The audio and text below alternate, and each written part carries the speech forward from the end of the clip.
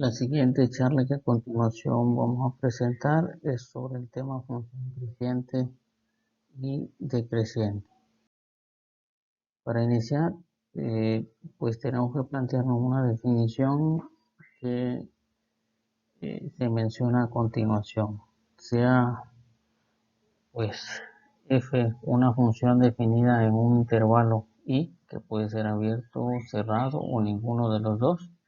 Decimos entonces que en un primer caso f es creciente en el intervalo si para toda pareja de números x1, x2 en el intervalo cumple lo siguiente. Primero, que x1 sea menor que 2, entonces cuando evaluamos la función en f de x1 resulta ser menor que cuando evaluamos la función con x2. Entonces decimos que es decreciente.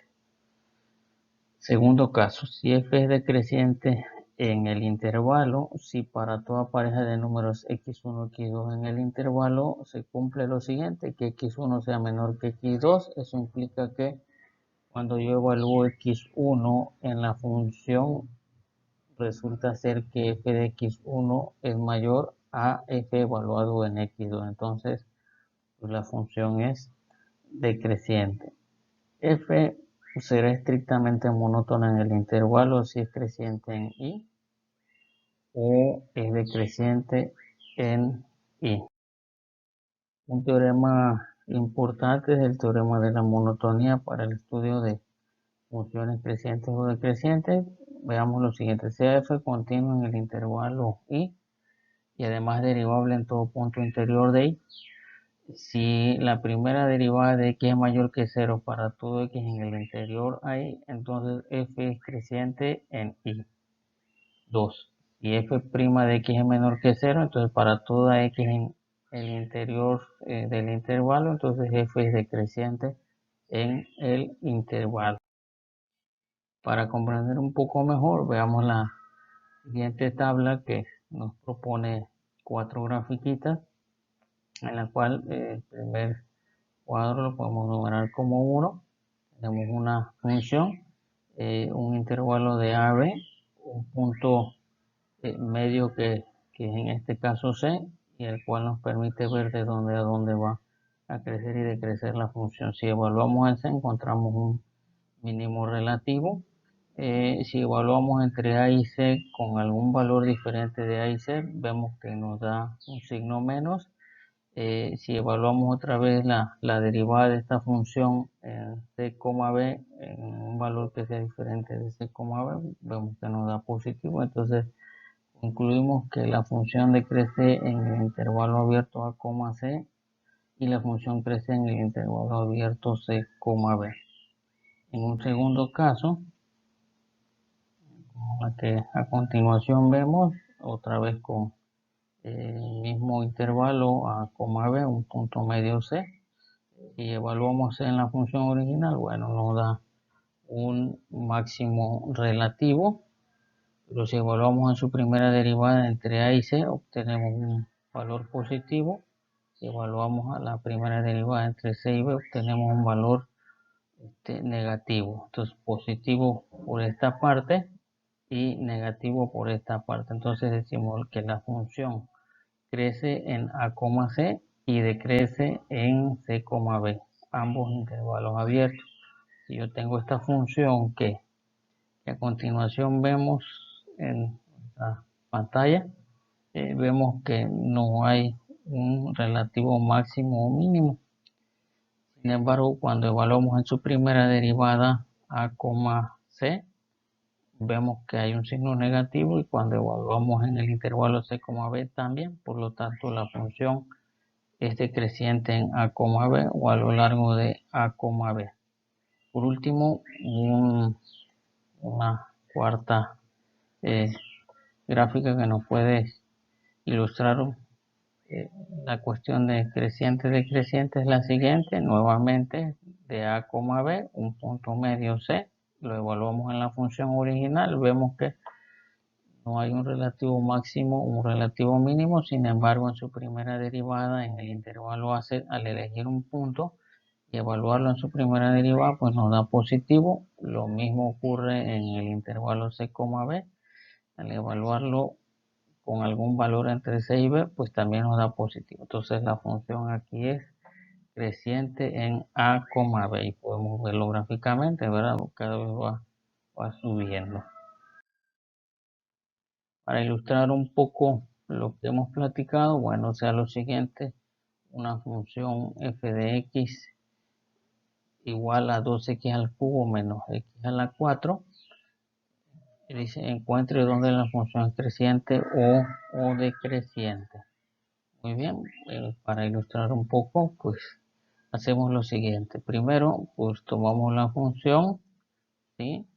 Y pues la vamos a derivar. Si derivamos, nos damos cuenta que nos da 2x al cubo, tiene como resultado 6x al cuadrado.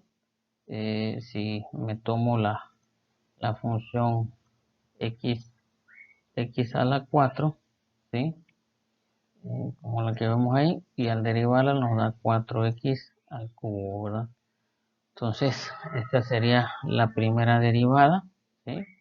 De tener 2x al cubo menos x al cuadrado, que es la función natural, a su primera derivada, que es 6x al cuadrado menos 4x al cubo.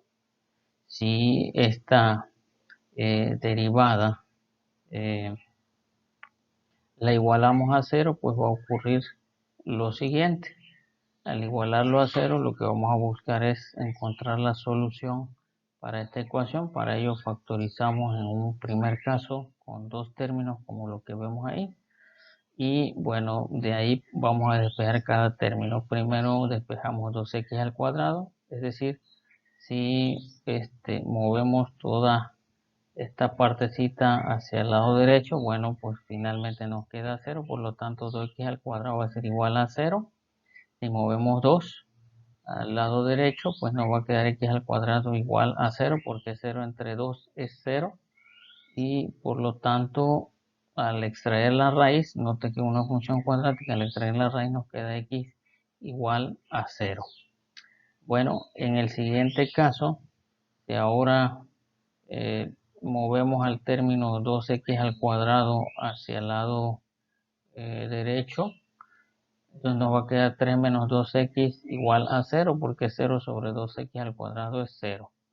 Si despejamos esta parte, nos quedaría entonces 3 igualado a 2x. Noten que menos 2x para sumar, nos queda 2x. Si despejamos x, entonces el resultado final es x igual a 3 medios. Entonces tenemos dos valores, x igual a 0 y x igual a 3 medios. Estos son posibles valores extremos y además es la solución de la ecuación que hemos generado por la derivada.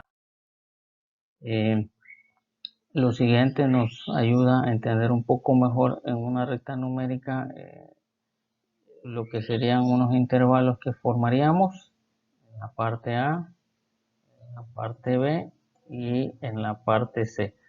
Por ejemplo, del primer caso sería de menos infinito a 0, de 0 a 3 medios y de 3 medios a infinito. Entonces de menos infinito a 0, de 0 a 3 medios y de 3 medios a infinito. Entre estos intervalos, pues más adelante les mostraré que puedo tomar un valor para cada uno de ellos, excepto los extremos, porque son abiertos, los cuales nos van a permitir definir signos dentro de los intervalos. Entonces probamos 0 evaluando en la función original y 3 medios en la función original y vemos que nos queda 27/16 y 0.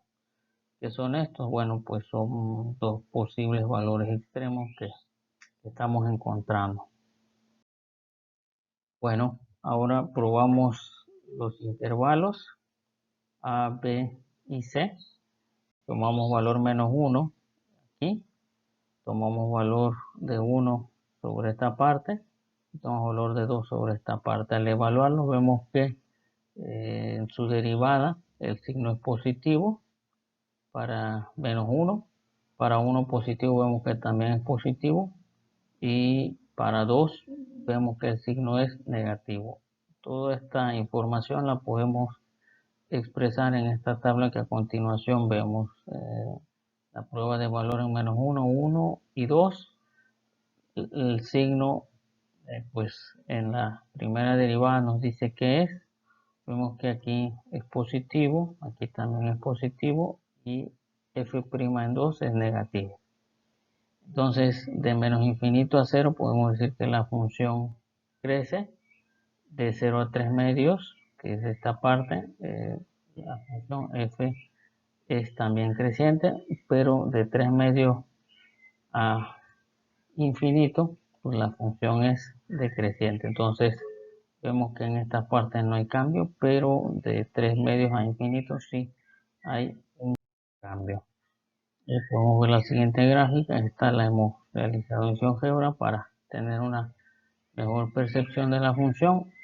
Y bueno, la siguiente es que pues nos movemos de menos 1 a 2, podemos ver lo siguiente, en 0,0 no hay un relativo extremo, pero sin embargo aquí en 3 medios sí nos da un relativo máximo. Entonces podemos ver que desde este punto que sería desde menos infinito a 3 medios la función es creciente y bueno, de aquí en adelante la función es decreciente. En conclusión, podemos ver entonces gráficamente dónde la función está creciendo y dónde decrece.